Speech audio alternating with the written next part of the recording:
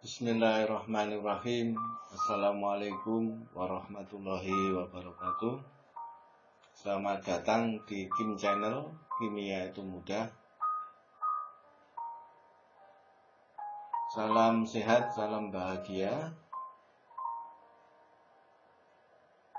Di video kali ini kita akan membahas materi kelas 11 semester genap, yaitu tentang larutan penyangga. Melalui video ini saya ingin berbagi, semoga barokah.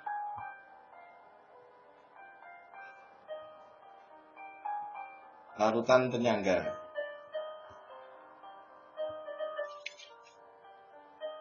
Larutan penyangga dapat diartikan larutan yang pH-nya relatif tetap pada penambahan sedikit asam, basa, dan air atau pengenceran. Kemudian larutan penyangga itu dapat dibagi menjadi dua. Yang pertama adalah larutan penyangga asam, dan yang kedua adalah larutan penyangga basa. Sekarang kita lanjut ke komponen larutan penyangga.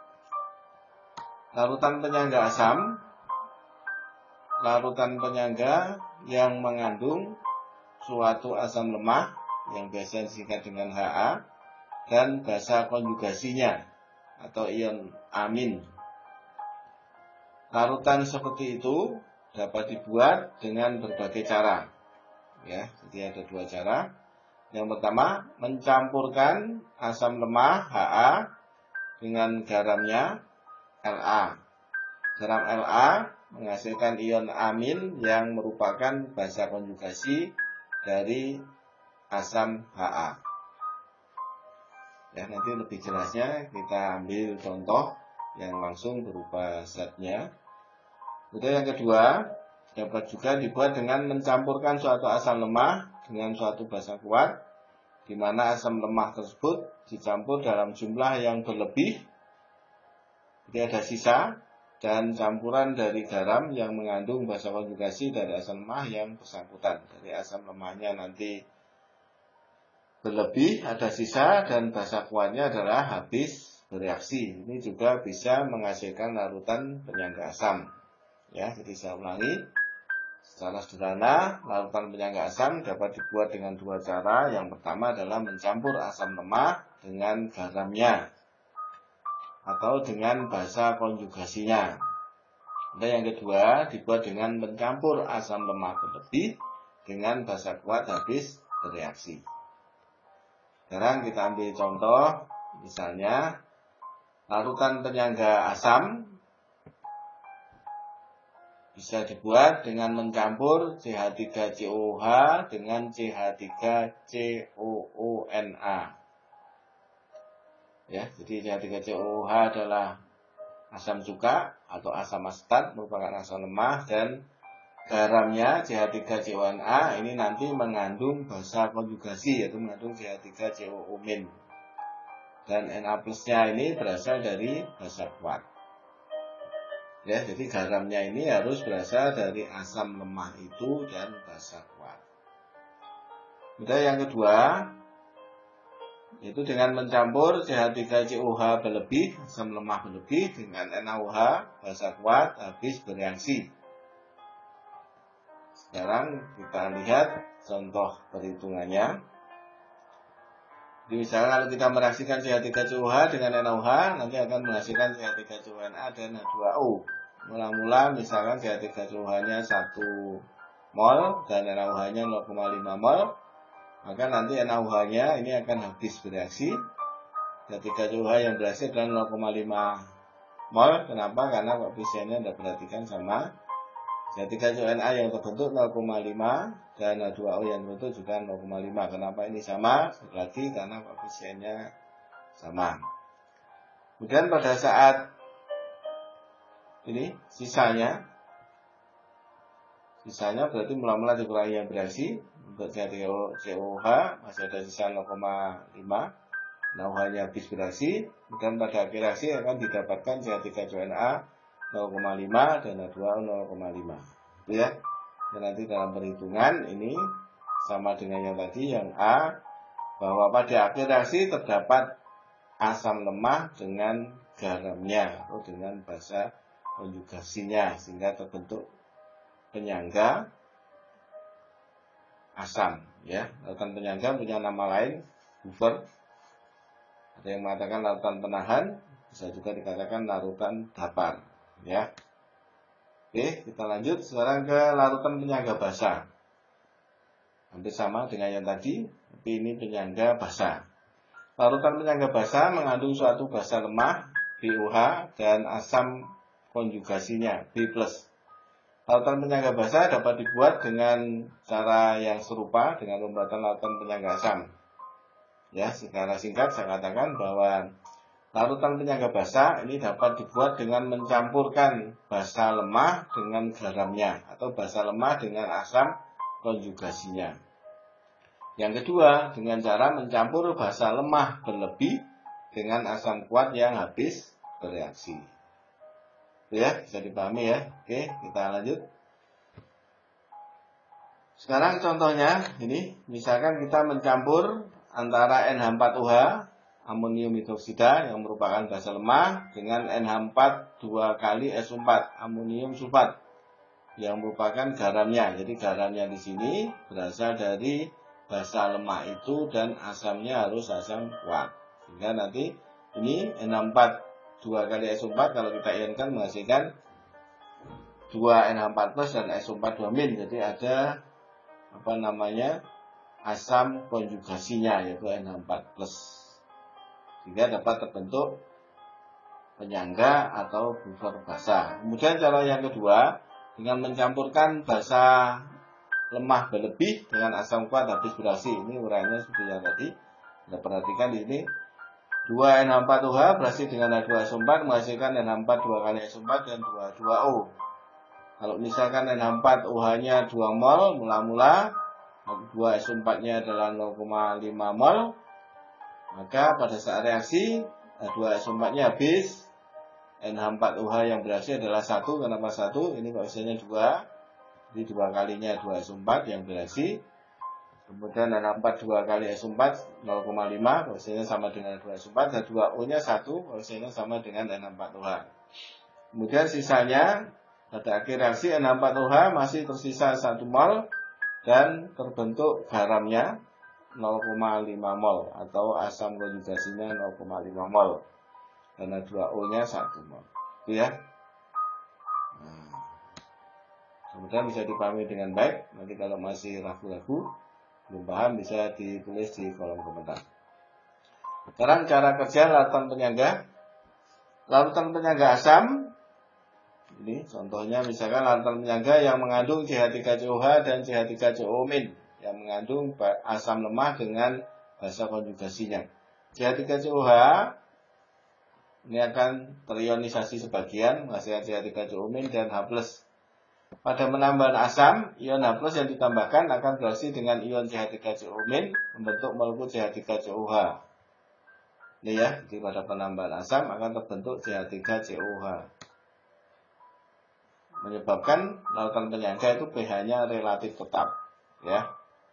Kemudian pada penambahan basa yang ditambahkan itu praktis bereaksi dengan CH3COH di basa bereaksi dengan asam, membentuk CH3COO- dan air. Seperti ini reaksinya, CH3COH bereaksi dengan OH- menghasilkan CH3COO- dan H2O. Jadi intinya begini, pada larutan penyangga asam, jika ditambah asam, maka asamnya akan bertambah. Kemudian basa konjugasinya akan berkurang. Kenapa? Karena bereaksi dengan asam. Kemudian kalau penambahan basa, pada penambahan basa, maka asamnya akan berkurang karena bereaksi dengan basa, dan basa konjugasinya akan bertambah. CH3COO-nya bertambah. Ya, tapi pertambahannya sedikit sehingga nanti dalam perhitungan pH-nya dianggap tetap karena perubahannya sangat kecil. Kemudian ini kesimpulannya. Larutan penyangga asam jika ditambah asam, maka dari tadi data tadi Dari reaksi tadi, asam lemah bertambah, basa konjugasinya berkurang. Dan jika ditambah basa konjugasinya bertambah, asam lemahnya berkurang. Ya, bisa dipahami ya. Oke, sekarang kita lanjut ke larutan penyangga basa. Contohnya misalkan ini NH3 dan NH4+. Jadi basa lemah dengan asam konjugasinya. NH3 bereaksi dengan H2O menghasilkan NH4+ dan OH-. Pada penambahan asam yang ditambahkan akan bereaksi dengan NH3 membentuk NH4+. Kemudian pada penambahan basa yang ditambahkan akan bereaksi dengan asam membentuk komponen basa dan air. Ini reaksinya bersama dengan yang tadi. Kemudian dari sini bisa kita simpulkan, perhatikan di sini. Larutan penyangga basa jika ditambah asam maka basanya akan berkurang. Basa lemahnya berkurang, kalau ditambah dengan asam konjugasinya akan bertambah. Kemudian pada larutan penyangga basa jika ditambah basa maka asam konjugasinya berkurang dan basa lemahnya bertambah.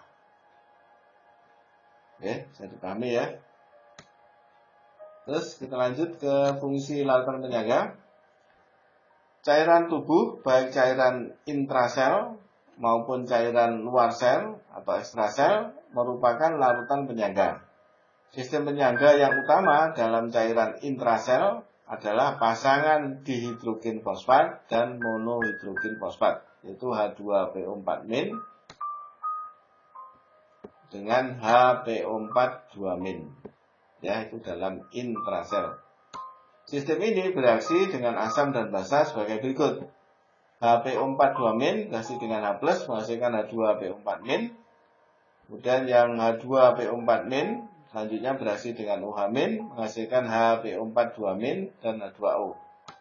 Adapun sistem penyangga utama dalam cairan luar sel atau darah adalah pasangan asam karbonat dan bikarbonat H2CO2- dan HCO3-.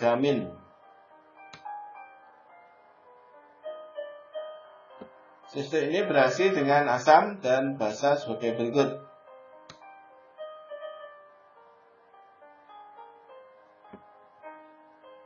Ya, H2CO3-, H2CO3 bereaksi dengan OH- menghasilkan HCO3- dan H2O. Kemudian HCO3- bereaksi dengan H+ menghasilkan H2CO3. Saya ulangi. H2CO3 bereaksi dengan OH- menghasilkan HCO3- dan H2O. Kemudian HCO3- bereaksi dengan H+ menghasilkan H2CO3. Ya, yang di sini tadi ada kesalahan cetak ya. Pasangan ini asam karbonat dan bikarbonat. Ini mestinya yang betul bukan ini asam karbonat ya. Asam karbonat itu ada H2CO3. Ya. Kita tulis salah di sini. Jadi dalam cairan luar sel terdapat sistem larutan penyangga yang berupa pasangan antara asam karbonat. Nah, asam karbonat itu adalah H2CO3. Ini salah cetak. H2CO3 dan bikarbonat HCO3-. Nah, ini salah cetak ya. Yang betul ini adalah H2CO3. Yang kita lihat di reaksi di bawah ini ya. Nah, ini yang menyebabkan pH darah itu relatif tetap konstan, yaitu sekitar 7,4. Jadi sistem penyangga darah di atas menjaga pH darah hampir konstan, yaitu sekitar 7,4. Ini dari fungsi dari penyangga yang ada dalam sistem hidup, sehingga menyebabkan kalau kita makan makanan yang bersifat asam, sangat asam, maka bukan berarti nanti pH-nya dalam tubuh kita akan berubah ya, tapi sedikit ya, menyebabkan itu tadi karena dalam sistem tubuh kita sudah larutan penyangga yang dapat mempertahankan pH. Oke, kita lanjutkan. Nah, sekarang ini bagaimana cara menghitung pH derajat keasaman dari larutan penyangga. Anda perhatikan ini penurunan rumus untuk buffer asam atau penyangga asam. Contohnya misalkan buffer asam yang terjadi ketika kita mencampur CH3COH dengan CH3CONA. CH3COH ini terionisasi sempurna, terionisasi sebagian menghasilkan CH3CO- dan H+, sedangkan CH3CONA terionisasi sempurna menghasilkan CH3CO- dan Na+. Ya. Kemudian CH3COH bereaksi dengan H2O menghasilkan CH3CO- dan H3O+. Nah, ini dalam reaksi kesetimbangan yang paling atas, karena dia merupakan asam lemah, maka Ka-nya bisa kita tuliskan Ka sama dengan konsentrasi CH3CO- kali konsentrasi H+ dibagi konsentrasi CH3COH. Kemudian untuk ini Ka CH3COM-nya ini berasal dari basa konjugasi, ya, dan berasal dari asam lemah. Asam lemahnya ini sedikit, kita anggap banyak berasal dari basa konjugasi. Kemudian H+ dari asam lemah dibagi konsentrasi asam CH3COH.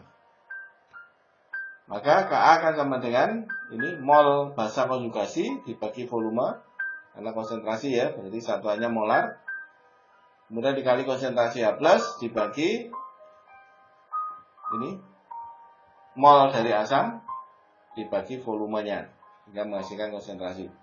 Sehingga sama dengan mol basa konjugasi dikali konsentrasi H+ dibagi Na. Kenapa? Ini volumenya bisa dicoret ya. Sehingga sama dengan mol basa konjugasi dibagi mol asam dikalikan ini. Ya, sehingga Ka sama dengan, saya ulangi, Ka sama dengan mol basa konjugasi dikali konsentrasi H+ dibagi mol asam. Sehingga bisa kita simpulkan sini bahwa konsentrasi H+ itu sama dengan Ka dikali mol asam dibagi mol basa konjugasi. Dengan demikian, maka pada larutan penyangga asam atau buffer asam maka berlaku rumus konsentrasi H+ sama dengan Ka dikali asam lemah secara umum ya, asam lemah dibagi basa konjugasi. Dan Anda lihat ini keterangannya, Ka merupakan tetapan ionisasi lemah, Al adalah jumlah mol asam lemah, dan B konjugasi adalah jumlah mol basa konjugasi. Jadi yang dimasukkan adalah harga molnya, ya. Perhatikan ini. Jadi pada buffer asam atau penyangga asam berlaku rumus konsentrasi H+ sama dengan Ka dikali asam lemah dibagi basa konjugasi. Dan dengan cara yang sama untuk buffer basa akan berlaku konsentrasi OH- sama dengan Kb dikali basa lemah dibagi asam konjugasi. Kb adalah tetapan ionisasi basa, Bl ini adalah basa lemah, jumlah mol basa lemah, kemudian A konjugasi adalah jumlah mol asam konjugasi. Oke ya, ini dua rumus untuk buffer asam, konsentrasi H+ sama dengan Ka dikali asam lemah dibagi basa konjugasi. Kemudian untuk buffer basa berlaku rumus konsentrasi OH- sama dengan Kb dikali basa lemah dibagi asam konjugasi. Nah, sekarang ke contoh soal, Anda perhatikan di sini. Hitunglah pH dari larutan CH3COH 0,1 molar sebanyak 50 ml dicampur dengan 50 ml larutan CH3COOK 0,1 molar. Ka sama dengan 10⁻⁵. Langkah pertama dicari harga milimol. Kenapa milimol? Karena ini ada molaritas, ada mililiter ya. Milimol itu sama dengan mililiter dikali molaritasnya. Milimol CH3COH sama dengan 50 dikali 0,1 sama dengan 5. Milimol CH3COOK sama dengan 50 dikali 0,1 sama dengan 5. Langsung kita masukkan, karena ini merupakan buffer asam. Konsentrasi H+ sama dengan Ka dikali asam lemah dibagi basa konjugasi. Ini sama dengan 10⁻⁵ dikali 5 dibagi 5 sama dengan 10⁻⁵. Sehingga pH sama dengan min log konsentrasi H+ sama dengan min log 10⁻⁵ sama dengan 5. Kemudian contoh kedua, larutan NH4OH 0,1 molar sebanyak 100 ml campur dengan 100 ml larutan NH4 2 kali SO4 0,1 molar. Kb 10⁻-5. Kita lihat biasanya. Angka pertama langsung dicari milimolnya. Milimol adalah mililiter kali molaritas. NH4OH milimolnya ketemu 10. Kemudian H2SO4 milimolnya juga ketemu 10. Langsung masuk ke rumus. Konsentrasi OH- karena merupakan basa penyangga basa atau bukan basa, berlaku rumus konsentrasi OH- sama dengan Kb dikali basa lemah dibagi asam konjugasi. 10⁻5 dikali 10 dibagi 2 kali 10. Kenapa 2 kali 10? Ingat, yang dimasukkan ke rumus adalah asam konjugasi. Asam konjugasinya adalah NH4+, ya, bukan NH4 2 kali SO4, tapi NH4+. NH4 2 kali SO4 kalau diionkan jadi 2 NH4+ dan SO4 2-. Jadi ini 2-nya ini dikalikan 10. Ya. Ya, dibagi 2 kali 10. Ketemunya 5 kali 10⁻6, maka pOH sama dengan min log 5 kali 10⁻6 sama dengan 6 min log 5.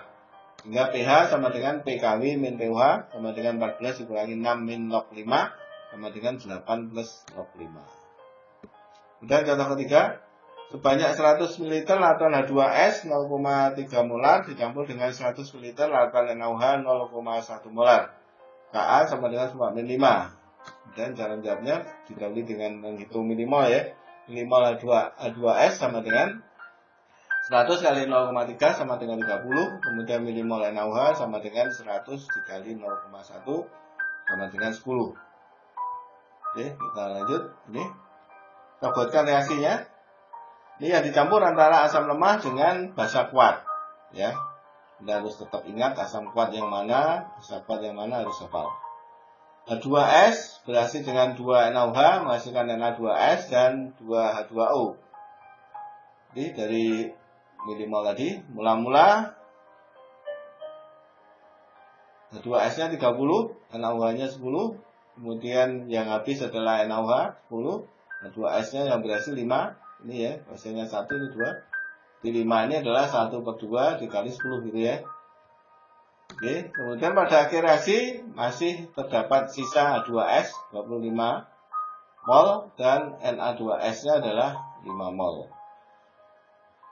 Nah, berarti dalam akhir reaksi ternyata terdapat buffer asam, terbentuk buffer asam karena masih ada asam lemah dengan garamnya atau asam lemah dengan basa konjugasi. Maka untuk mencari pH kita gunakan rumus konsentrasi H+ sama dengan Ka dikali asam lemah dibagi basa konjugasi sama dengan 10⁻5 dikali 25 dibagi 5. Ya, sama dengan 5 kali 10⁻5, maka pH sama dengan min log 5 kali 10⁻5 sama dengan 5 min log 5.